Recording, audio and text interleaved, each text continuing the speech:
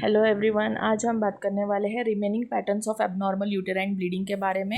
First video में हमने menorrhagia देख लिया है, अब सेकंड में देखेंगे।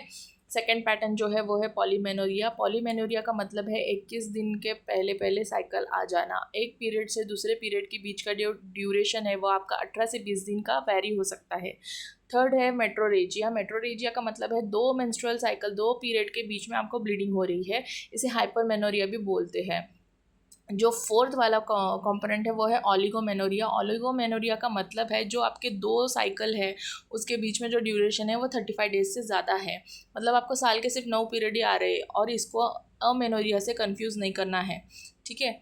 क्योंकि जो पीरियड्स है वो बहुत दिन के बाद आते हैं तो अक्सर लोग अपनी डेट्स भूल जाते हैं, तो प्लीज़ इसे ट्रैक अच्छे से करें और ध्यान से करें, ठीक है। ओलिगोमेनोरिया और अमेनोरिया में डिफ्रेंशिएट करें। उसके बाद आता है हाइपोमेनोरिया। हाइपोमेनोरिया में जो पीरियड है वो बहुत ही लाइट होते हैं और कम ड्यूरेशन के होते हैं और उसका फ्लो भी एकदम कम होता है।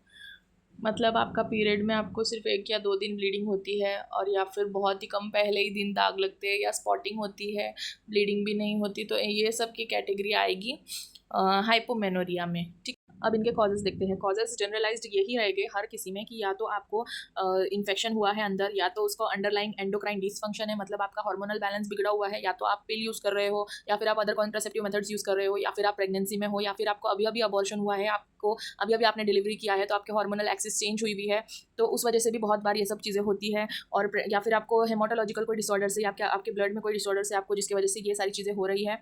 और बहुत सारी केसेस में ये IUCD के वजह से भी होता है और स्ट्रेस और एक्सरसाइज रिलेटेड भी होता है। अगर आप सीडेंट्री लाइफ जी रहे हैं तो भी ये सारे चेंजेस मिलेंगे आपको मेंस्ट्रुअल साइकिल में।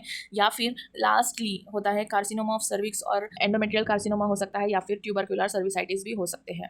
तो इसके लिए हम एक डायग्नोस्टिक प्रोसीजर करते हैं जिसका नाम है पैप स्मीयर। ये बहुत सारे हॉस्पिटल्स में अवेलेबल है और 35 अबव जो वुमेन है उनको हर 3 साल में ये पैप स्मीयर तो करवाना ही चाहिए, ताकि अगर ये इस तरह की कोई भी आपके अंदर चेंजेस हो रहे हैं, अगर आपके अंदर कार्सिनोमा वाले चेंजेस हो रहे हैं तो वो जल्दी से रूल आउट होकर हम उसे जल्दी से कंट्रोल कर पाए।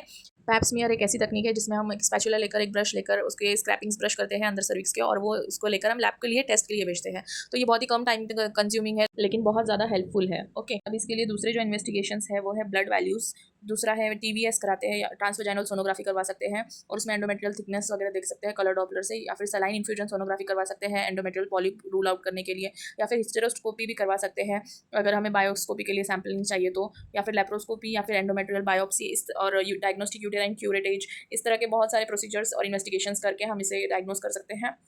ट्रीटमेंट पार्ट जो रहेगा वो बिल्कुल positive factor of abnormal uterine bleeding पर डिपेंड करेगा। अब आते हैं इसके प्रिवेंटिव पार्ट में। प्रिवेंशन में हम इसके कर सकते हैं कि सबसे पहले एक अच्छी हाइजीन मेंटेन करें ड्यूरिंग मेंस्ट्रुअल साइकिल्स, हमारे बच्चों को एजुकेट करें अबाउट द हाइजीन और अपने पीरियड्स को ट्रैक करना सिखाएं, उनको उसके बारे में खुलकर बात करने के लिए स्पेस दें।